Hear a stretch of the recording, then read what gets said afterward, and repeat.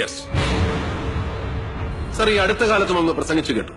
India എന്ന കമ്പോളം, India എന്ന ജനതയല്ല, India എന്ന മാർക്കറ്റ് ചന്ത, സ്വന്തം കാലിൽ നിവർന്നു നിൽക്കുന്ന സുവർണകാലം, അങ്ങ് കാണുന്ന സ്വപ്നം, യുവർ ഡ്രീം.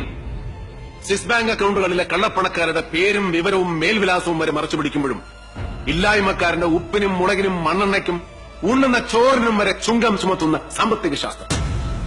അവന്റെ റേഷൻ സബ്സിഡി റദ്ദ് ചെയ്യുമ്പോഴും IT പ്രഭുക്കന്മാർക്കും കോർപ്പറേറ്റുകൾക്കും പെട്രോളിയം കമ്പനികൾക്കും രാജ്യം തീരെഴുതുന്ന liberalism.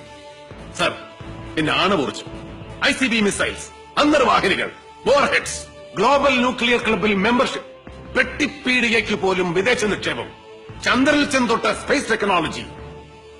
Glory's of your able governance. Sir, കുപ്പത്തൊട്ടികൾക്ക് ചുറ്റും തെരുവ് നായ്ക്കളോട് കടിച്ചുകീറി മത്സരിക്കുമ്പോഴും ഒരു കൈ വറ്റിനും ഒരു എച്ചിലയ്ക്കും അവകാശമില്ലാതെ പോകുന്ന അനേക ലക്ഷം കുഞ്ഞുങ്ങളുടെ സ്വപ്നങ്ങൾ. ഏത് വിടന് വരവീശി പിടിക്കണമെന്ന മത്സരത്തിന്റെ മാംസക്കമ്പോളത്തിൽ എയ്ഡ്സും സിഫിലിസും ഹെപ്പറ്റൈറ്റിസും ഏറ്റുവാങ്ങാൻ നിത്യവും എത്രയോ വട്ടം ഉടുമുണ്ടഴിക്കുന്ന സ്വപ്നങ്ങൾ. ഭാരത സ്ത്രീത്വം, ഭാവശുദ്ധി, the dreams of Indian വിമൻഹുഡ്.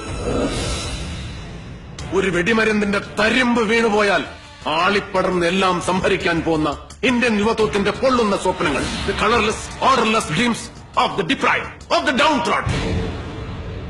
Sir, സ്വപ്നം കാണാൻ പോലും ജന്മാവകാശമില്ലാതെ പോയവന്റെ സ്വപ്നം കണ്ട് പഠിക്കണം.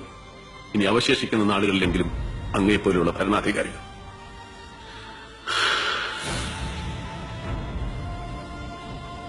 സർ, ഇനി അന്വേഷണം എവിടേക്കും ചെന്ന് കയറാം, ഏത് നിമിഷവും.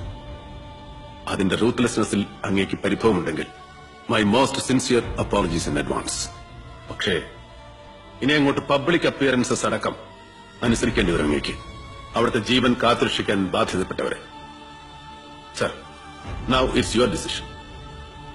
My humble salute.